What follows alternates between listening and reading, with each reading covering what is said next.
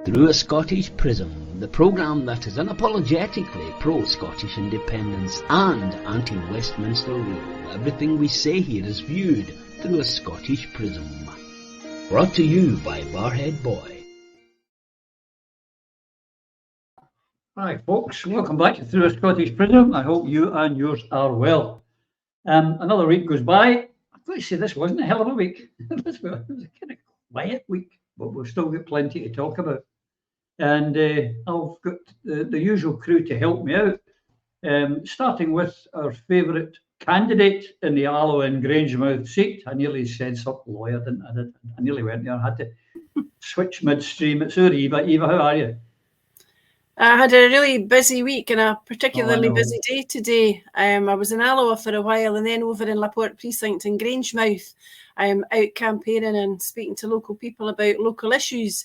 I feel like I know this area like the back of my hand because I do know it like the back of my hand, but by goodness, there's an awful lot of needy people around here that are needing responsible and competent government again.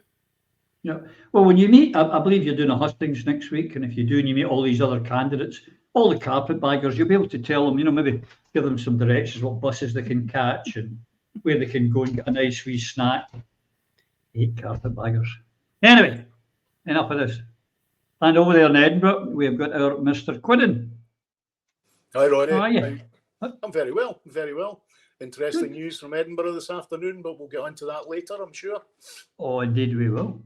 And he's made it 2 weeks in a trot. Amazing.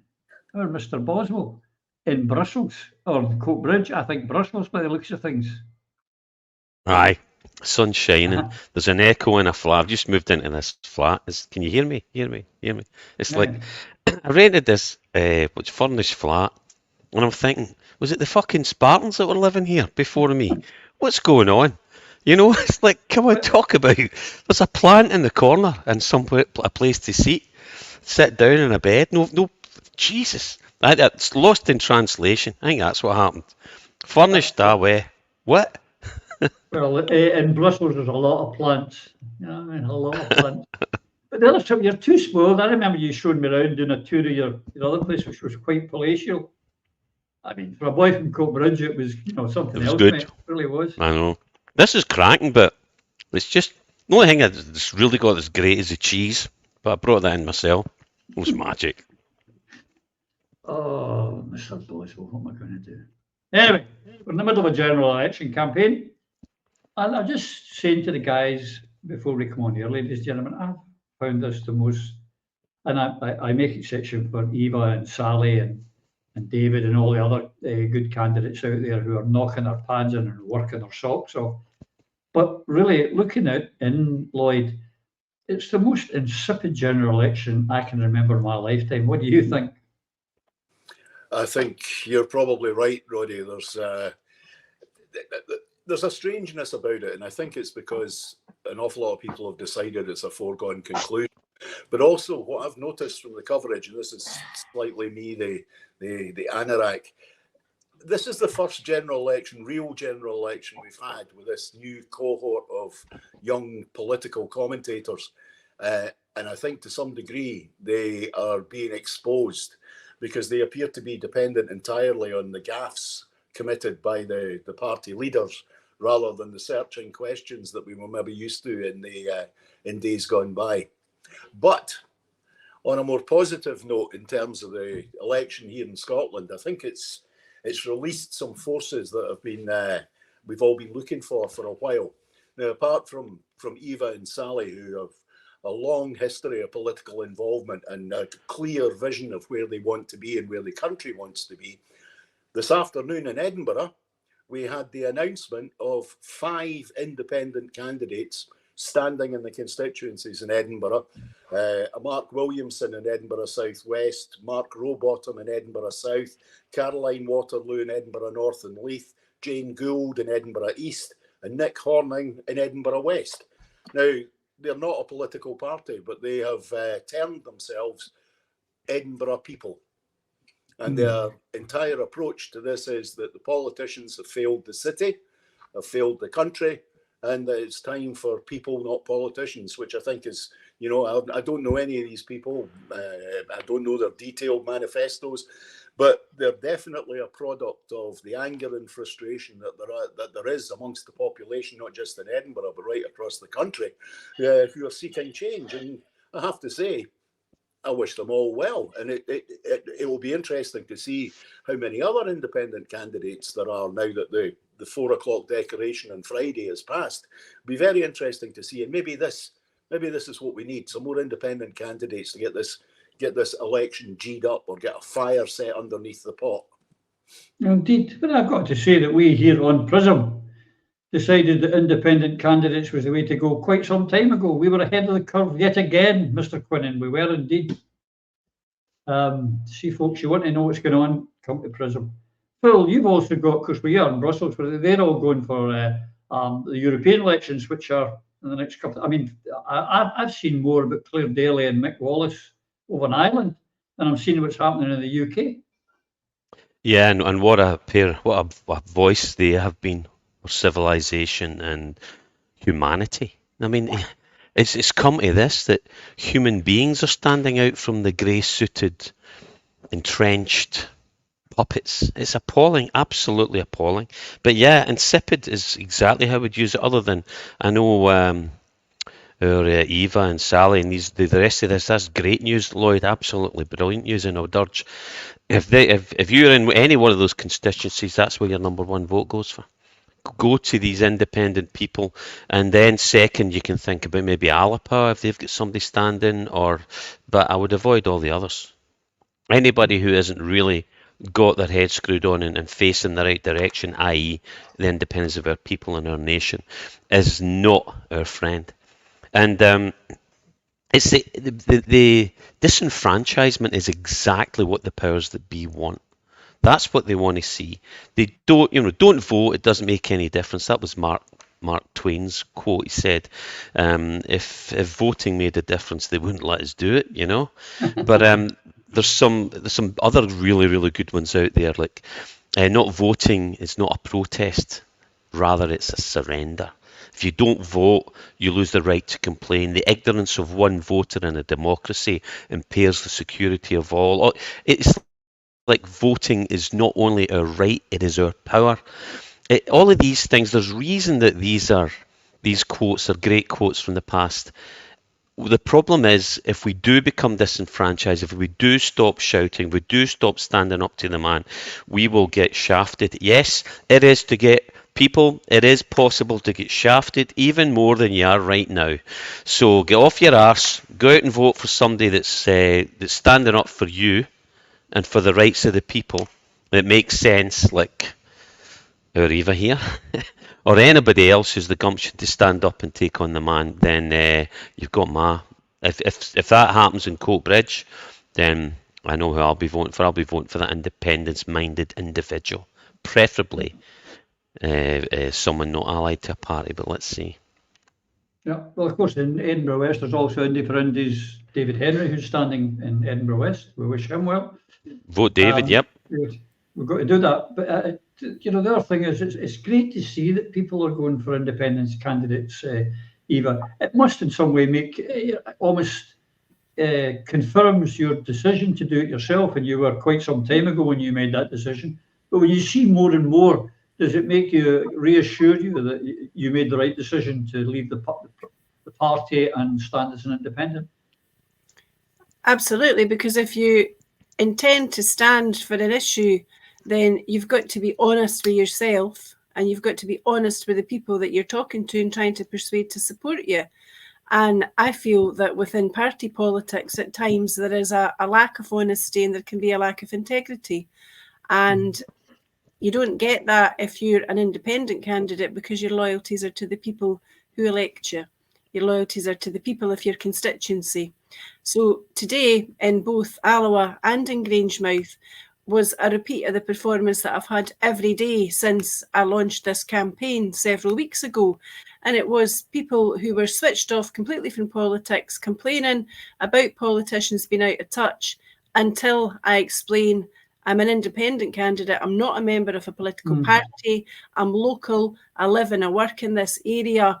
I have a vested interest here because it's my home, it's where my family live, it's where my loved ones are, and I want to see my part of the world prosper. That it is not prospering in the main, whether you're in Alloa or in the poorer parts of Grangemouth or Carnshore or Ladbert, boils down to a lack of political will on the part of the people that have been elected for generations to look after this part of the country, and they've signally failed so to do. That you can stand outside Grangemouth refinery knowing the billions that have flowed through there, and yet a stone's throw away are food banks, baby banks, charity shops. I was in several of them today. People in dire straits needing to be helped by charitable organisations, including 2 women that I met today in what's called the Wee Lou Crew. It's Grangemouth Community Hub, a charity set up by locals, Pamela and June amongst others, to do things, good works in the community, including reopening the Grangemouth public toilet in Laporte precinct that the council refused to open. These are the issues that people want to talk about, and they feel that their local politicians and their MPs and MSPs are out of touch with people on the ground. That position applies in every community in this country, and it's why people are scurred with party politics, which looks far too much like point scoring. So I will never regret leaving political parties. I'm glad that I've had the opportunity to be honest and open with people in the last wee while about what we could do in Scotland without having to look over my shoulder and wonder whether somebody's going to pull me up for having said the wrong thing because it isn't party policy. What should be happening in the country, and especially actually in relation to Grangemouth, and we'll expand on this later, is that there should be a collaborative approach towards making our country a better place, whether it's addressing poverty sensibly and sensitively, or looking, for example, at drugs deaths, as we've spoken before so often about Anne-Marie Ward and her bill. There are a myriad of solutions available to the people of Scotland if politicians and civic leaders cooperated and they were not selfish. And if the independence movement cooperated with each other, this could be, and it could still be, the independence election. If it is not, it is because those who say that they profess to support independence for our country probably feel more about their loyalty to themselves than they do to their country or to their country people. Yeah, absolutely. I've noticed, Lloyd, speaking to Eva and to David and to Sally, the same thing coming through and through.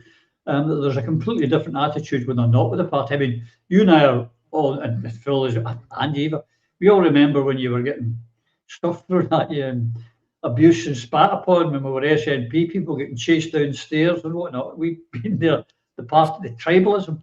But it seems that the independent candidates are not getting that. There is a sea change, Lloyd. I don't think there's any question about that, Roddy. And it's like there's something in the air, you know. It's what do they call it again? The zeitgeist. Because we're friends with Finbar Markey in Ireland, and I've noticed that the number of independent candidates that are stood both in the European elections and are standing in the elections for the Dáil is going up exponentially.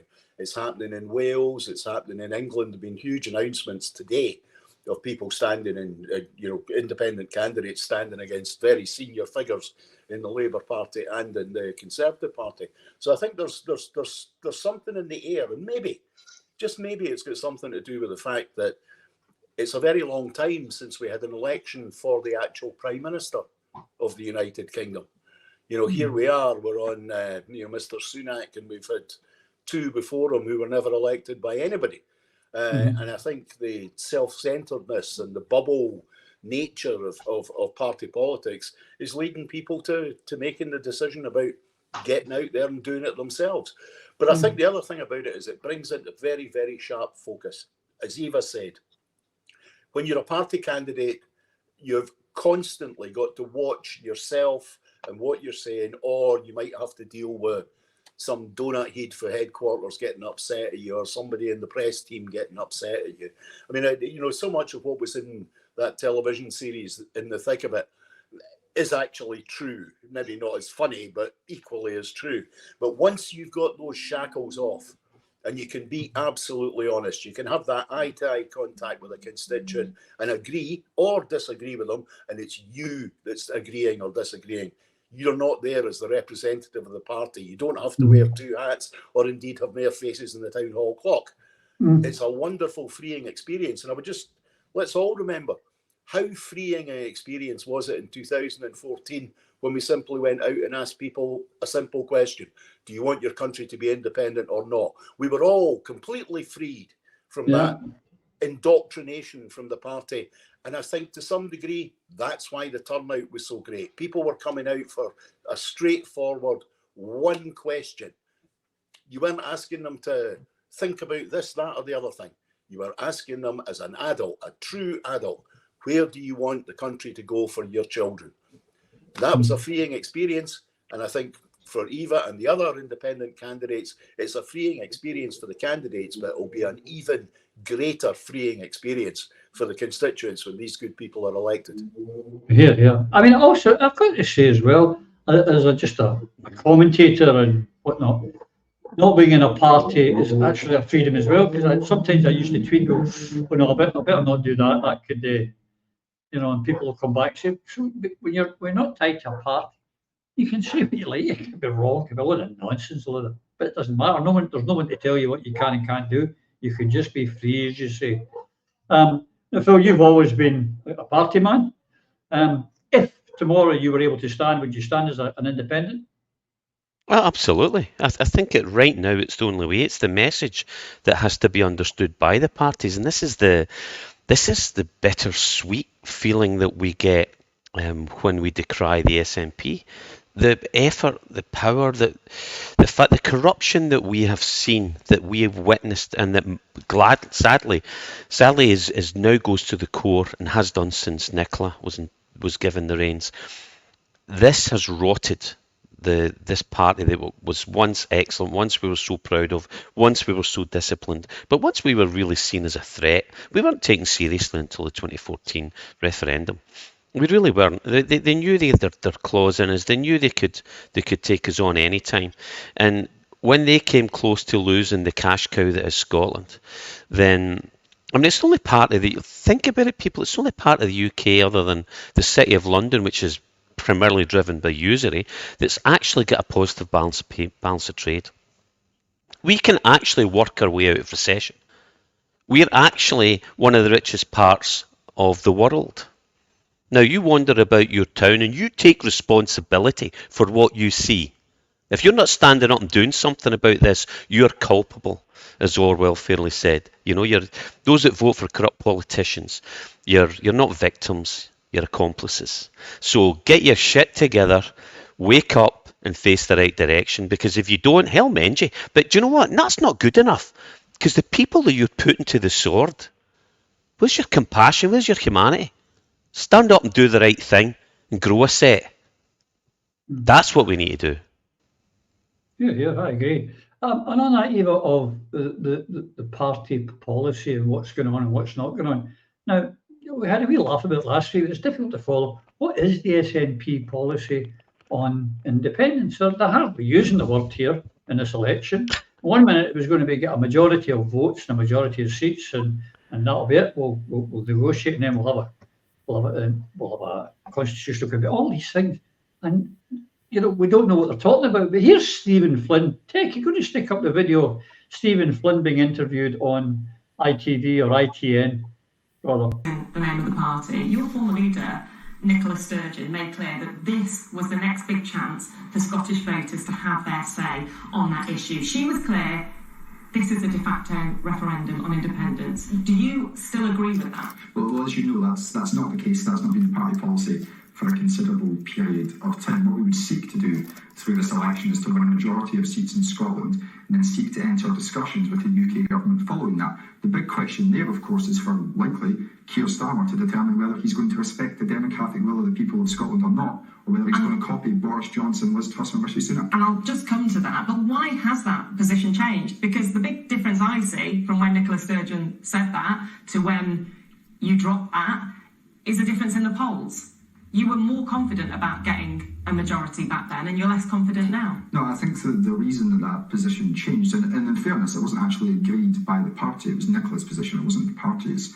position. The reason it changed is that because in order to achieve independence, you have to have a referendum, you have to have the gold standard, which is recognised by our friends and allies in Europe, of course, who we want to join as an independent European nation. That's why the party took a pragmatic decision to say that when we win the election in Scotland, which I believe we will win a majority of seats in Scotland, we can therefore have discussions with the UK government to put that into democratic effect. And it's for the UK government and Keir Starmer to outline whether he's going to respect Scotland's democracy or not.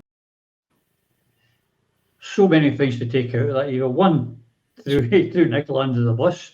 It wasn't the party's this policy, it was Nicola's policy, he said. And we're going to, and they're going for the Section 30 again, it seems, Eva. I mean, what part of Get Lost is it they don't understand?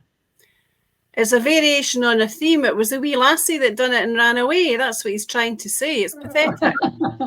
And what he's doing is he's kowtowing and really bowing and scraping to Westminster again by saying, we'll do this and then we'll plead with Westminster to give us that, instead of saying, no, hold the bus.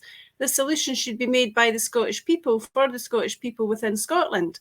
And what he could do in a stroke of a pen alongside John Swinney is to have a Scotland United campaign where we actually agree amongst all independence candidates that we are seeking to make this the independence election, a de facto referendum. There was no reason why not, other than vested party interest yet again.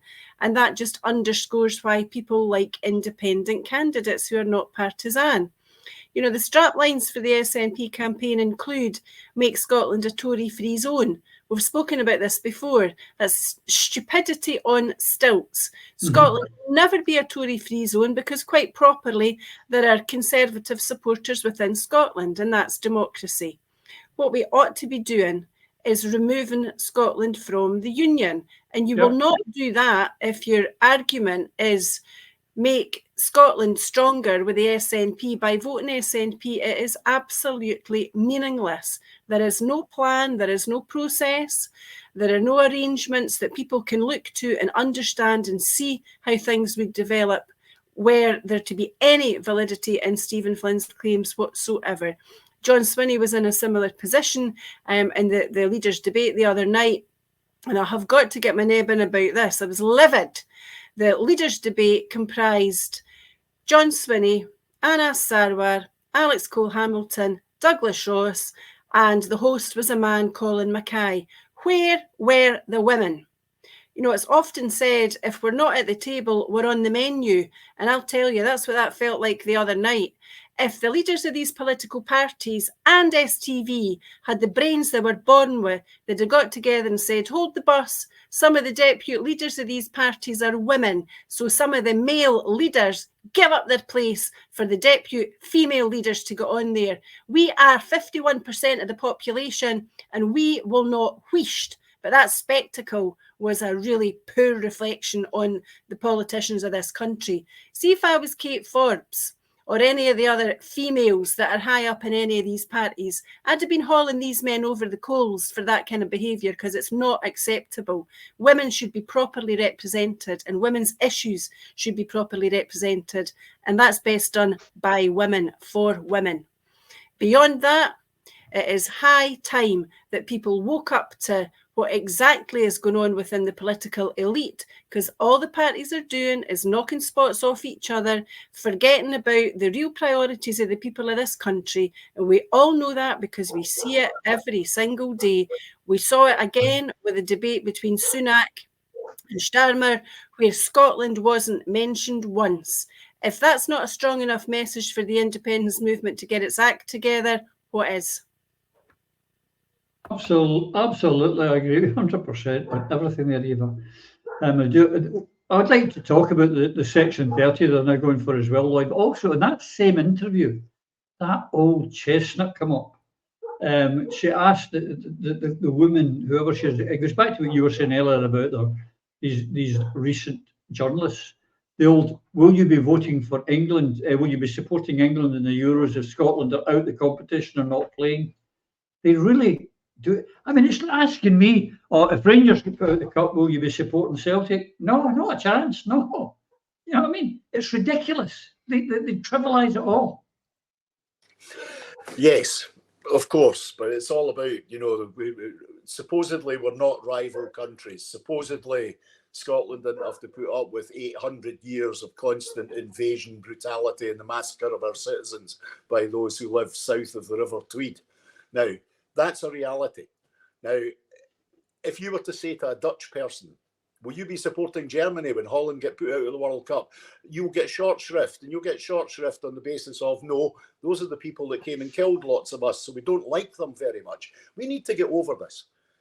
No Welsh journalist would ever ask any Welsh politician whether or not, in the event of Wales losing, will they support England? Because they know what the answer is. I said this last week about the tea towel, but there's a general attitude in Wales that England doesn't like them, they don't like England. End of.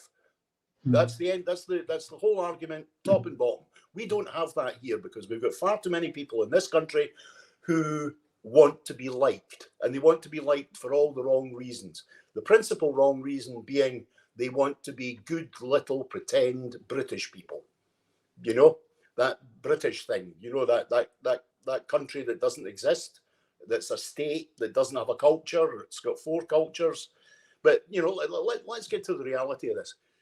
In general elections, normally, when you're given the opportunity as a politician to state your case, to bring up the big ideas in Scotland, independence, a maritime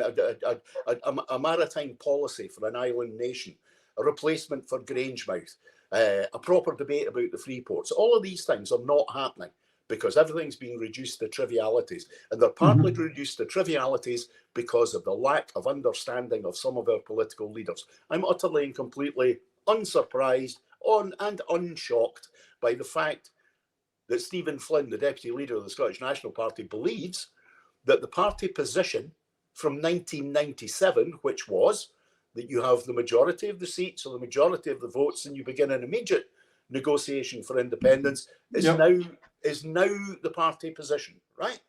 Now, it's not been agreed by conference. It's not been agreed by anybody at all. But what Stephen fails to remember and fails to mention, in 2015, 56 out of the 59 constituencies in Scotland returned SNP members. And the National Party's leadership did not have a plan B.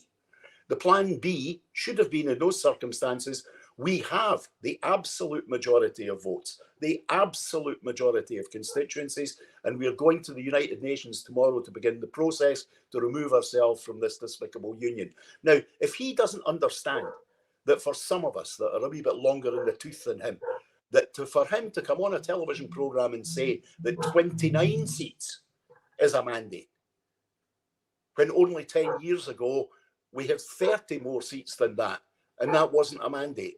Does he genuinely think that people don't remember things?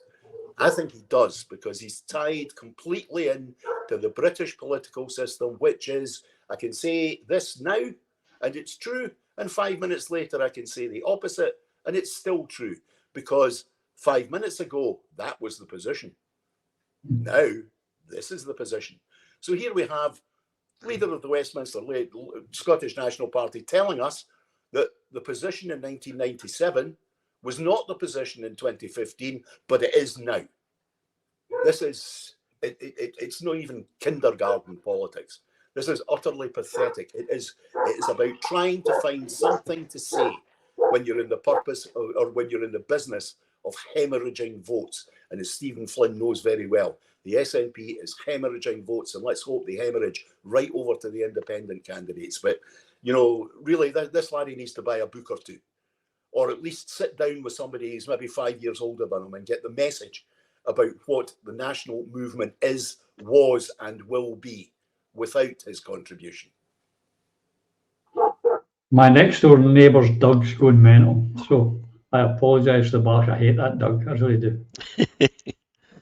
I don't want to say what I would do to it if I could, because we'll start getting upset viewers. I would, in a heartbeat.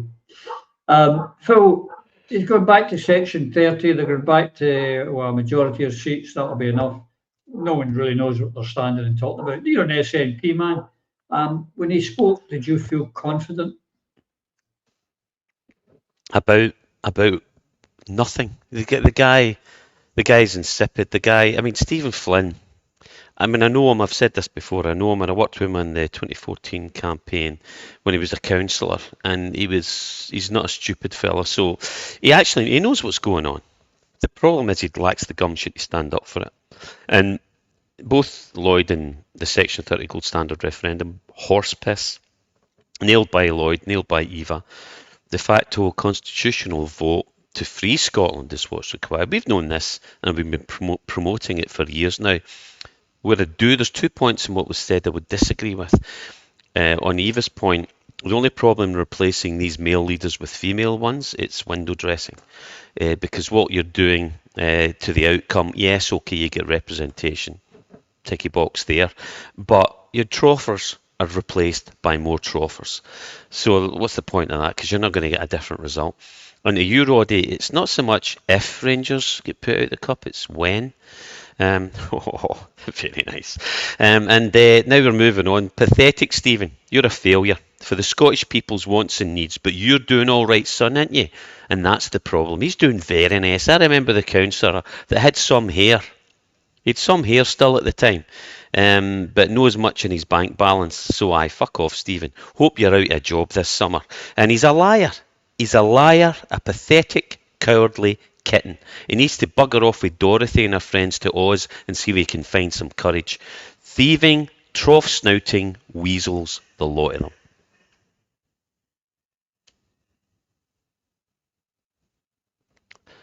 Oh, Roddy, you're on mute. You owed money! I'm so shocked. I'm just thinking, Go to the dog. We're going to get a few emails regarding your profanity, Mr. Boswell. And I tell you what, folks, it goes back to us being independent. We don't care, so don't bother writing in because we're going to say what we like. And saying it's the like, Eva, up there in BBC Questions in Oban, a place where there are some gangs of thieves up there, so a right load of thieves up there in places. We know of one in particular, but we'll go into that later. But up in Oban, they did a BBC Questions and Alan Smith was on it. And he said he wanted to work, the SNP were looking forward to working with the Labour Party. I know what I thought, but I really would like to know what you thought when you heard that. Gives me the creeps, that's what it does, because it makes me remember the gender recognition reform legislation, and I'm firmly of the view that the SNP would be in cahoots with Labour to ensure that that bill that was binned is revived and becomes the law of Scotland. I have no doubt about that at all.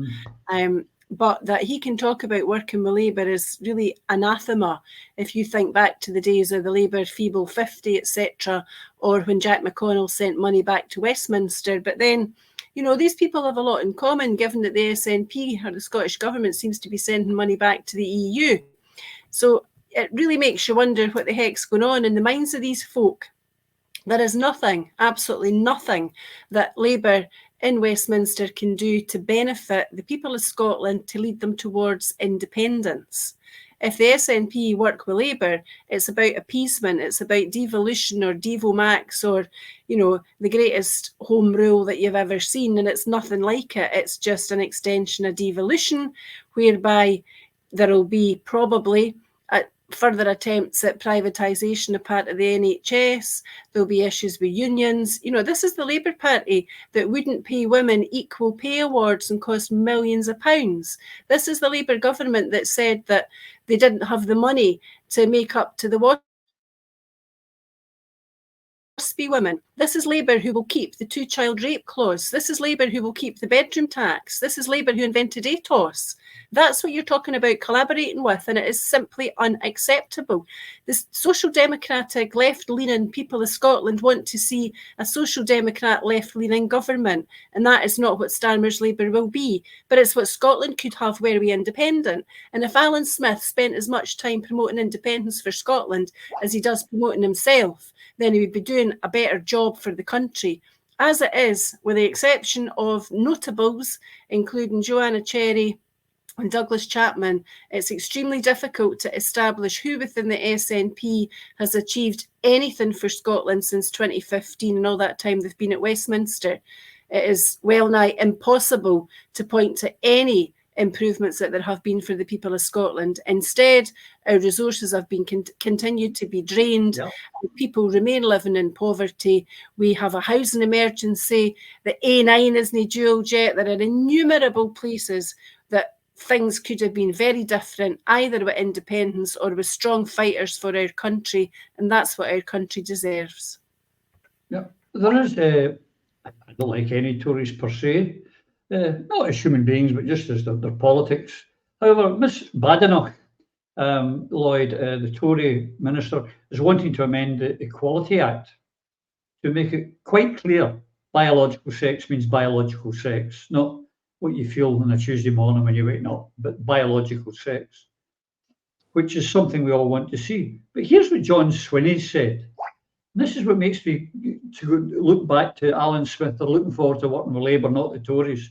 Jackie, you're going to stick up that video of Swinney talking about the changes, just enhancing the Equality Act to confirm biological sex is real. I think what the Conservatives are doing here is that they are specifically eroding the powers of the Scottish Parliament. They've been doing it since Brexit, and they're now carrying on with the steps they're taking on the Equality Act. And I don't think that's got any justification. I want the Scottish Parliament to be a parliament that deals with all the issues that affect the people of Scotland, and I'm certainly not going to stand idly by as the Conservatives erode the powers of the Scottish Parliament. On the issue of single-sex spaces, that's already provided for in the Equality Act, and it's really important that that is provided for, and it's really important that's applied so that women are protected, that women are safe. But what the Conservatives are doing here is eroding the powers of the Scottish Parliament, and we won't stand for it. It's a load of nonsense, Lloyd. By strengthening the Equality Act because of all the nonsense and the play on words of the zealots of the TRA people, he's talking a load of nonsense, isn't he? Yes, he is. But on this issue, I think it would be fair to say that it would be correct that John knows that this is a lot of bollocks. But because no pun intended, the party put it forward, John will defend it. John will never, like most kind of small-minded people, he'll never admit that something was wrong, even if it was something he just was a part of and he wasn't actually the main driver behind it. I mean, if there was honesty in politics, John would say, look, my predecessor decided after a chat with Hillary Clinton that this was all really good stuff and we need to go ahead and do it. I didn't really agree with it, but I believe in collective responsibility, so I did go along with it. But now it's time to get it in the bin. But I don't know if you spotted this, but there's a triangulation going on this. Kate Forbes is currently allowed to say whatever the hell she likes about the Equality Act and about there will be no deal on GRR. She said two things today, this being Friday. Now, this is standard John practice. Get somebody else to go out and carry the message on your behalf. But frankly, for him to stand there and suggest that in any way this was an assault on devolution, and anyway, if we're the SNP, then we want assaults on devolution so we can fight back. But we want them on issues like maritime policy, housing policy, money, energy, our NHS and the protection of it, all of those things. But that's not what John's talking about. John is doing what John does as a mechanistic politician from a managerial class, which is, this is attack on my powers. How John comes to that conclusion when it was made plain in a court that in actual fact what they intended to do was a threat to the Equality Act. Now, for him to suggest that in some ways what Alistair Jack, donut heed that he is, was attacking devolution, when in actual fact what he was doing what his job is as the Secretary of State for Scotland and a British government minister, was he was defending the British law, the equality law, which unfortunately, until we're an independent country, we live under. If John thinks that he can con people into believing that this was an assault on devolution, when 52 to 53% of the population believe devolution's a lot of bollocks and we need to become independent as soon as possible, he's on a hiding to nothing. But this is typical. Defend the party, defend the party. I just want to see him actually defend the country for once. Mm-hmm. But what gets me, we spoke about this so many times, so I can't get my head around why they do it. All this gender stuff, it's a hell of a hill to die on, and the SNP are dying on that hill. Why? It beggars belief, but until you really know what's going on, and what's really going on is they're being told what to do, they're being controlled, and they're following policies that are dividing, disrupting, and deconstructing the independence movement. What better?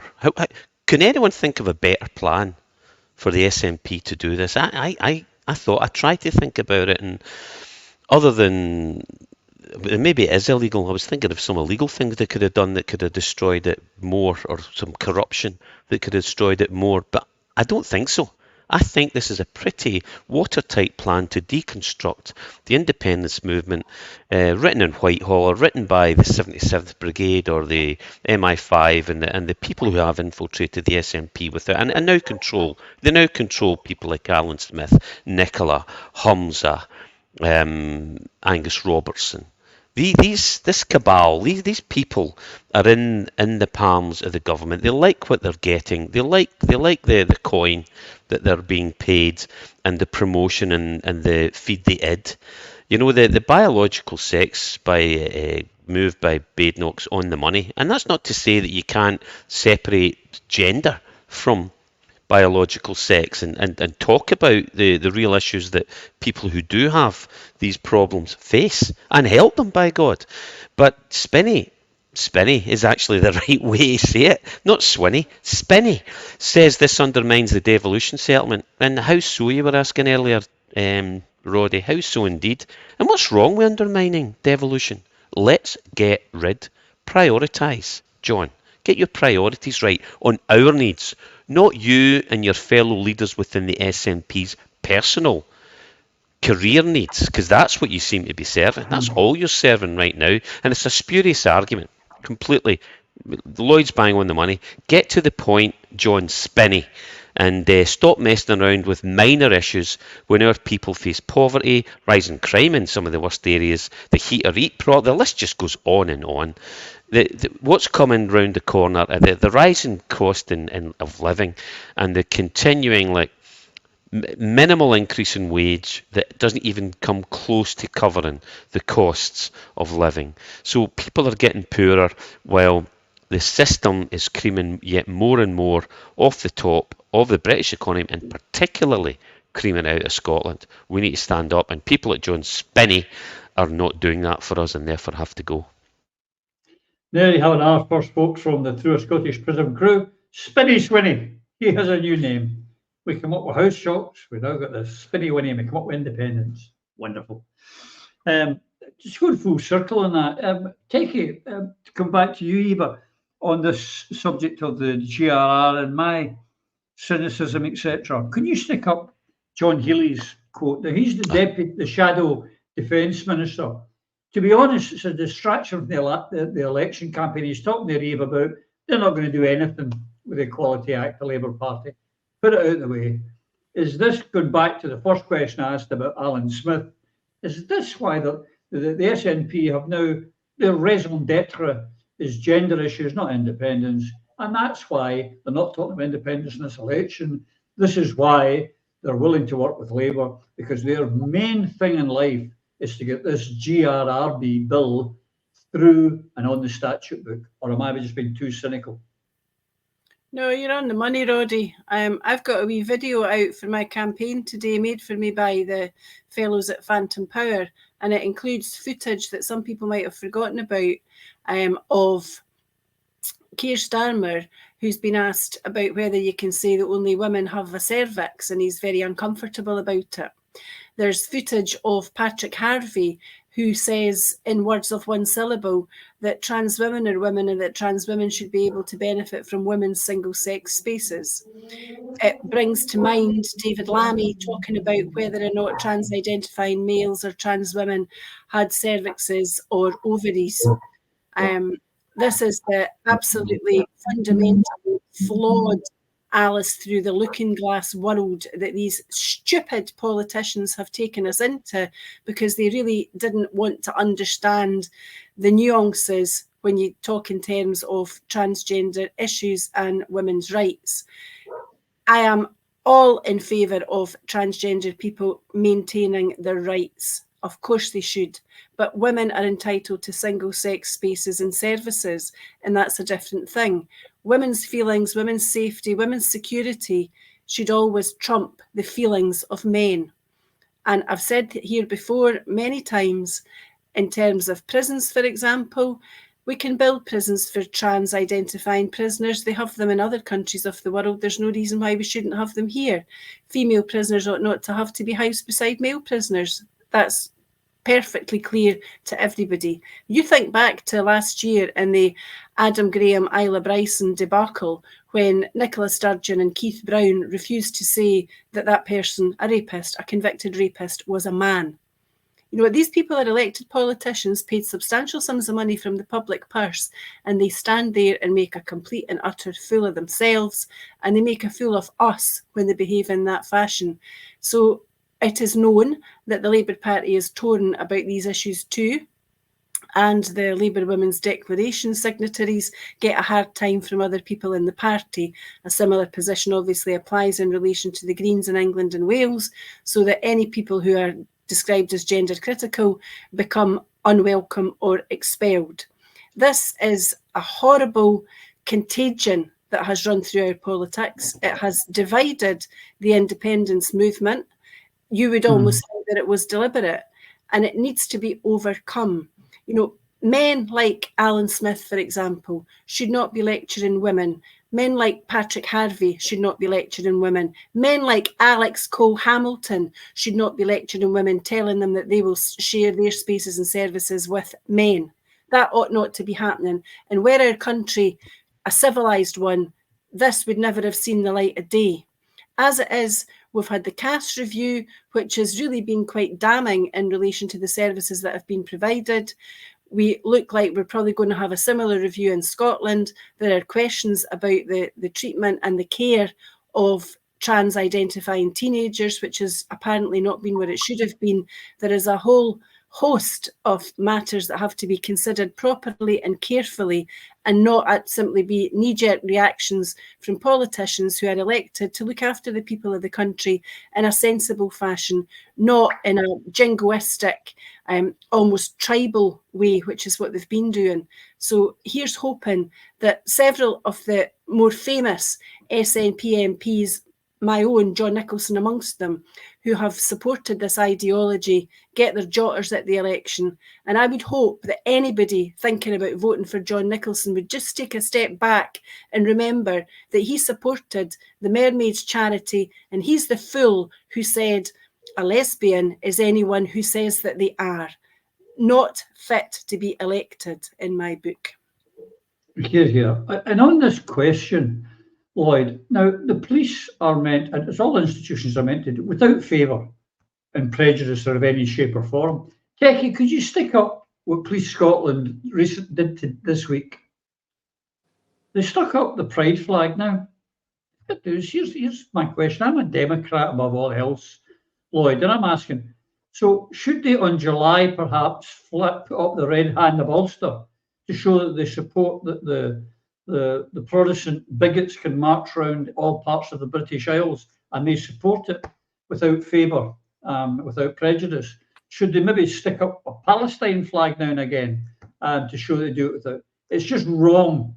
And how many pride events are there per annum? More than there are Saints' Days in the Catholic calendar, which is quite astonishing in itself.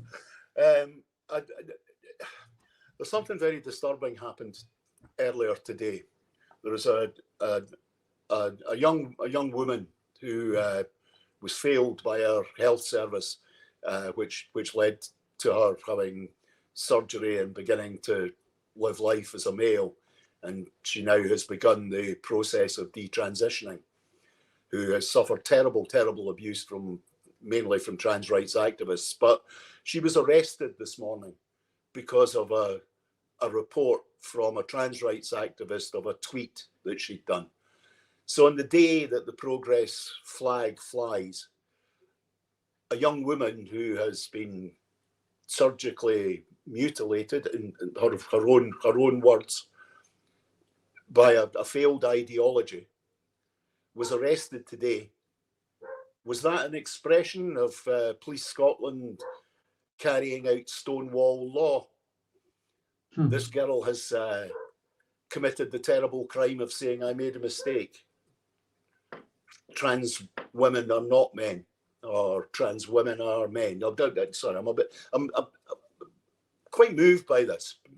This is a very, very, very brave woman who suffered terribly. And can you imagine what it's like for her as she sits in a cell to know that there's a picture out there that outside Tullyallen, the Police Scotland's training centre, there's the Progress Pride flag. Not dissimilar problem. How captured is our country?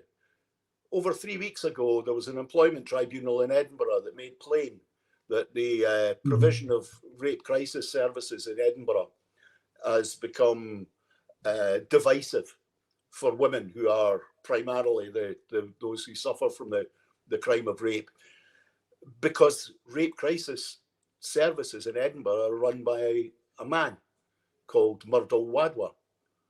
Murdo Wadwa is a man who hid the fact that he is a man to get the job. But 3 weeks down the line from when that horror was exposed, in quite extraordinary terms in the employment tribunal, neither the current First Minister, Deputy First Minister, or indeed anyone in the Parliament has said anything about this, and that man, Murdo Wadwa, is still the Chief Executive Officer of Rape Crisis Edinburgh. That in itself tells us that there is a cleansing required in this country. I know that sounds quite biblical, but we really do need to clean our institutions. I think it is it's no coincidence that the current Chief Constable we have comes, or was previously the Chief Constable or Assistant Chief Constable in one of the most pride-captured police forces in England, who run around in rainbow cars. Do we think that she got the job as head of Police Scotland because of her extraordinary abilities as a thief taker and a catcher of criminals? Or was it because she has an ideology that fits in perfectly with the senior structures of our governments in our country and our civil service? It's a horror what's going on here. We've lost the man, Lloyd. Lloyd, he's back. I go with B, because she fits in with the ideology. Phil, you're an ex-police, which I find I just still can't get my head around it, that you were ever a policeman. Anyway, that's another story for another day. But how did you feel when you saw the pride flag outside Tullyallen College? And as I say, why aren't they putting up the Red Hand Ulster during the marching season in July? Why aren't they putting up the Ukraine flag when, what's next? The police should not be political. Yeah, but that's the whole point, and we absolutely nailed it. The appointment of this woman, who's now in Police Scotland, is entirely political. And, we're looking at a situation where virtue signalling is what it's all about. That's the point scoring. Instead of focusing on the priorities, yes, I went to Tullyallen, and there's a discipline about it. There's a reason. There's a very strong argument here. Traditional male traits, aggression and such like, which are generally found more in males, testosterone you'll find has something to do with it. Another reason why we die 8 years younger than women on average, so there are differences. Usually works well in military situations, so combat troops tend to be male. And for females, it's not the same. If you're an entirely female army up against an entirely male army, I don't really fancy the chances of the women unless they're superiorly equipped, because there's no difference in intelligence, but physically you may or may not have noticed that there's a difference. O-level biology tells you there's a difference. And that's what gets me here is you've got a Police Scotland who are now virtue signalling, and instead of focusing on catching criminals and prosecuting, in fact, do you know what they should be doing? There's this the separation of powers by both parliaments, we're going to come on to that in a wee bit, but there's something I'll talk about there when we come on to it. But Police Scotland are a political tool. Now, all police forces are. Remember how Thatcher manipulated the police forces during the miners' strike? Paid them, increased their money, and put the miners down. The police are now being backed to put the people down and to persuade us to believe things that, quite frankly, are not true. And that, when you look at the horrors of the thought police, being able to come to your house, and this goes back to the Russians, the Soviets, not the Russians. The Russians, by the way, completely different from the Soviets. Soviets, never confuse that one, the way things stand right now, but it's been commonly put out there. But they reckoned that 3 out of every 5 people were an informant in Soviet Russia. You're sitting around the table, you're getting grassed up next morning, 3 in the morning, doors kicked in, and 2 of your families away because somebody in your family snitched.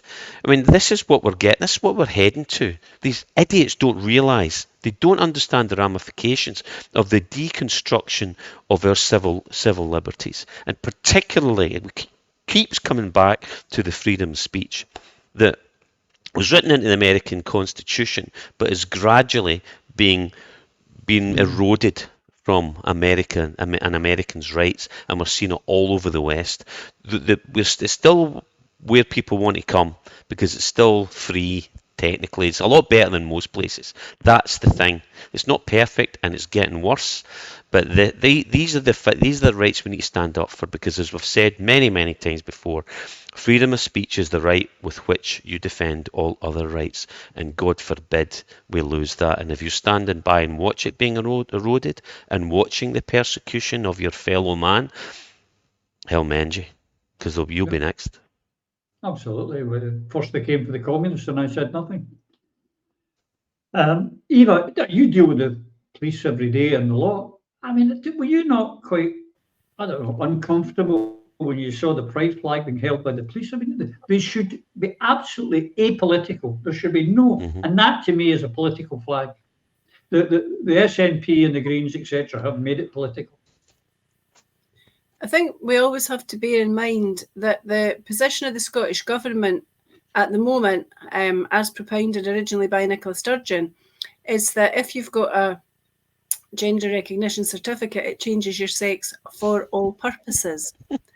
And that's something that the police should bear in mind in the context of how they behave, because it is so terribly controversial. So to have that particular flag in its current guise is offensive to lots of people, including everybody here, because it's living a lie, and it's wrong, and it's unsafe. And it's not unsafe because trans people per se are unsafe. It's unsafe because it's a predator's charter. That's the problem. And that is why women are so strong on single-sex spaces, services and rights. I've spoken before often about guidance that is used by the NHS, where trans-identifying patients are allowed into the ward of the gender into which they identify. That's the ideology that is right through every state institution in Scotland now, and it's wrong, and it's dangerous, and it's unfair on the people who, quite correctly, are entitled to object to that position. And what is really disturbing is I haven't noticed the police, or indeed any other national service, on a regular basis showing support for other minorities, such as disabled people, people with different diseases, life-threatening diseases, Rare Diseases Day, Cancer Survivors Day. There's, a multitude. The travelling people, for example, classic example. Never ever celebrated, but we've got to the stage in this country where as soon as somebody mentions equality, diversity and inclusion, it means only one thing, and it is becoming tedious, and it's becoming positively harmful. It really has got to stop. It's unfair on everybody, really, especially those who are rational and understand that under no circumstances can a human being change their sex. Absolutely. Now, the clock is beating us. There was so many other questions I want to get in, but we'll maybe get them in later. But here's something I want to put up. Takey, going to stick up what I've just asked you to stick up, because, Lloyd, this worries me with this general election. Of all the things that get me, we found that 180 out of the 650 members of our parliament are funded by pro-Israeli lobbies. Is it time to get lobbyists out, including Stonewall, including the pro-Israeli lobbies, out of our politics because they seem to be corrupting it?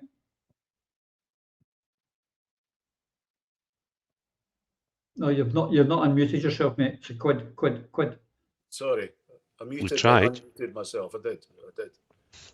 Nah, what can we say? We've got laws on lobbying, but they don't seem to operate out with the precincts of the Houses of Parliament. Those are the rules around it. It means that Israel particularly can disburse money and therefore gain favour in the manner that it has. But what's utterly shocking about this is the fact that some of the people who have been in receipt of this money absolutely refuse to take a position this way or that way on the politics of Israel and Palestine. And they do it because of money.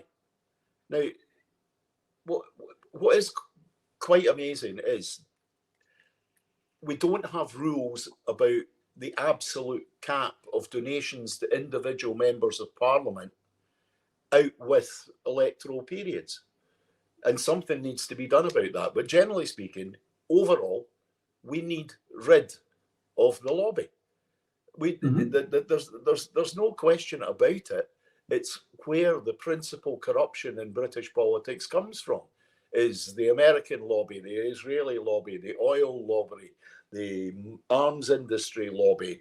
You know, but all of these things come to pass as a result. But it's all part of the gravy train, Rory.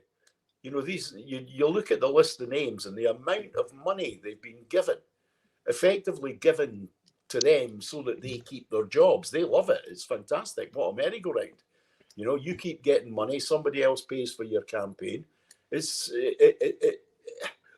extraordinary. You would never, ever, in any other circumstances, no, in no other business could you possibly operate in this way.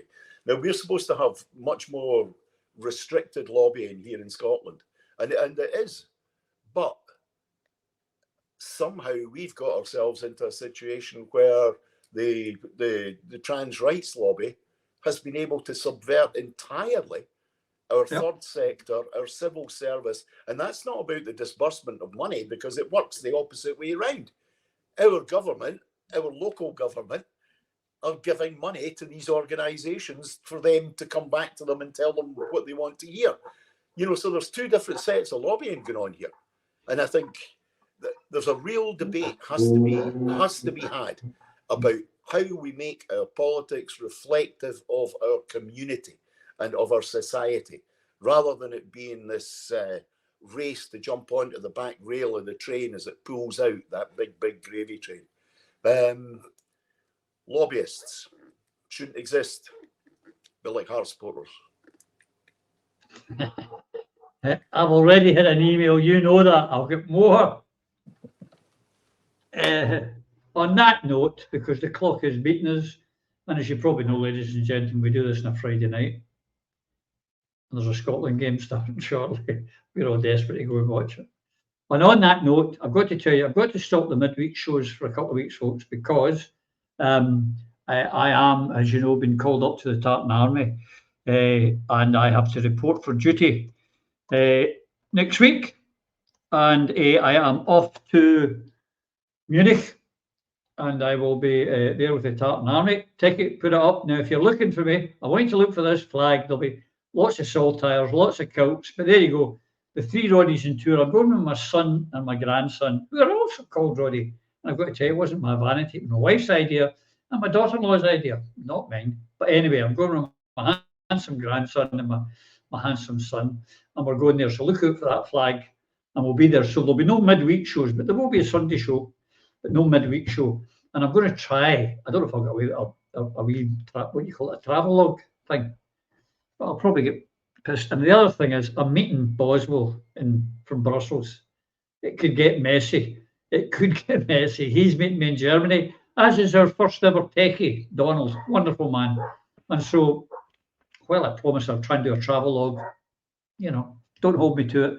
But until we see you again, you and yours, please, please, please, take care. Through a Scottish Prism, the programme that is unapologetically pro-Scottish independence and anti-Westminster rule. Everything we say here is viewed through a Scottish prism. Brought to you by Barhead Boy.